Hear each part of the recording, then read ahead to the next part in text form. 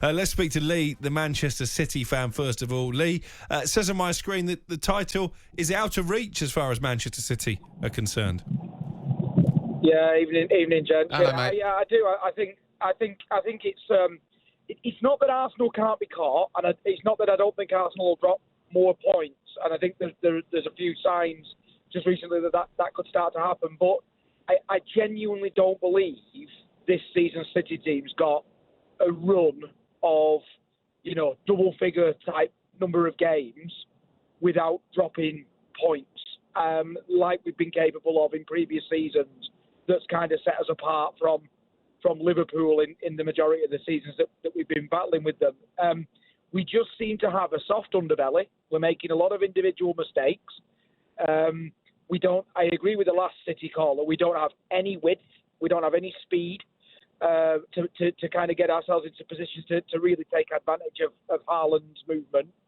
And we seem to have a group of players in the squad at the moment, or at least a bit of a subgroup of players who just don't have the same level of hunger that they've had in previous years to go on and really get about them. But why is that, do you think, Lee? What is the soft underbelly about? It's kind of the same group of players. What's the reasons behind that, in your opinion? There's a big thing about leadership for me. I think losing Fernandinho from last season is a big thing. I think he was a massive, massive part of that squad and keeping them humble and grounded. I also think we've got players. We've been at it for 5 seasons now, toe to toe with Liverpool. I don't think it's any coincidence both squads are suffering this year. Thankfully for us, not quite as bad as Liverpool. But I just think we've come to the point where both sets of players, really, at City and Liverpool, I think probably need a bit of a refresh. They've been at it non-stop, and eventually the foot's going to come off the gas, and I think that's what's happened.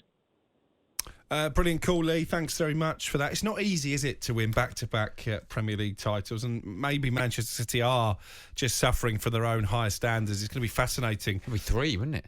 Yeah. 3 in a row. And I think there's only one team who've ever done that in the Premier League era. It's not Manchester City. Do you know who it is? No. It's the other team in Manchester. But it's going to be fascinating to see how Man City fare when the Champions League restarts as well. So what he said there, he said he doesn't feel like in previous seasons that Manchester City have a run of winning games, as many, like 10, 15. Do you think anyone have that this season? Coming up, I think, as he said, Arsenal are showing a little bit of frailties. It's how they recover from that. The important games are the games against each other, for me, Arsenal and Manchester City. And whatever happens there, your team is slowly creeping behind. They pick up 2 draws and your team keep winning. I've seen a different side to Manchester United. I'm not saying they're going to win the league or finish above one of those, but if they keep progressing and keep chopping away at those points, there's a chance that they could be there or thereabouts at the end of the season.